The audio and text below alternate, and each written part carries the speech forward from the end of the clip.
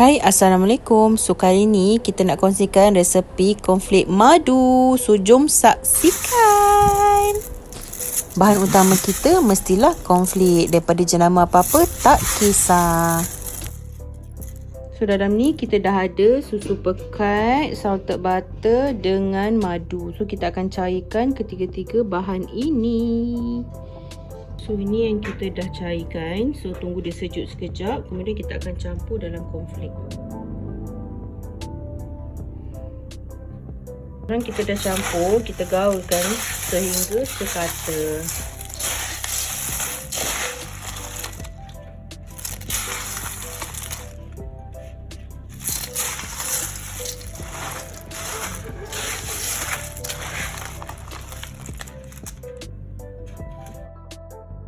So, bila kita nampak dah tergaul, kita akan masukkan dalam dia punya sarung.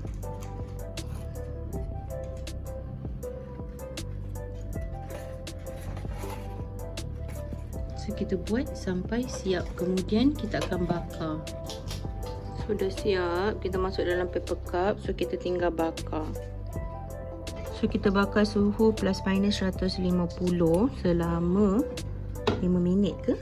10 minit ke? Cuba teka. Cuba teka.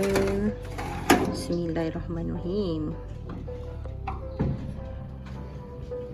Untuk kali ni, bekas dia campur-campur sebab kita pakai apa yang ada saja dekat rumah.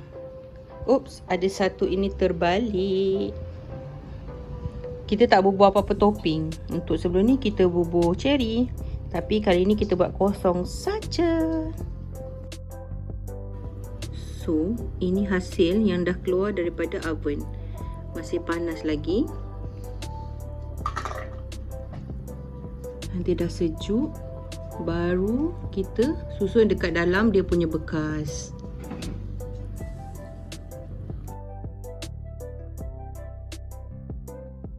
So, setelah bertahun-tahun kita cuba, and finally kita jumpa satu resepi konflik madu yang anti lekat. Dan sedap tau. So, kita akan kongsikan resepi dekat description.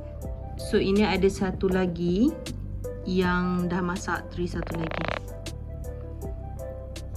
Kita akan tunjuk betul tak dia melekat ataupun tak melekat.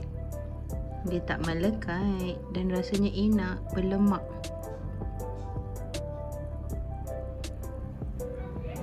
So, kita akan ambil satu.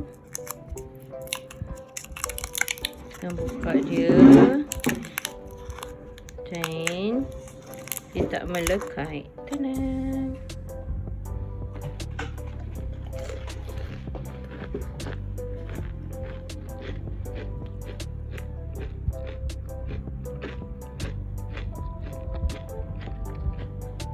Rangup. Kita akan cuba yang kedua.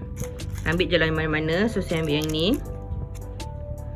Kita kasih zoom sikit. So, shape dia biasalah. Kita buat malam-malam ni. So, ini dia tak melekat.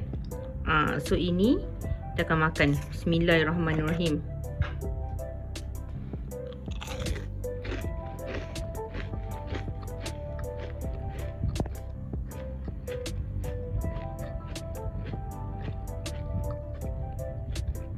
Rangup. Jadi. Untuk resepi konflik madu ni, you guys memang kena cuba. Sebab apa? Sebab dia senang dan confirm jadi, tak akan gagal, tak akan melekat, memang sedap. Selamat mencuba.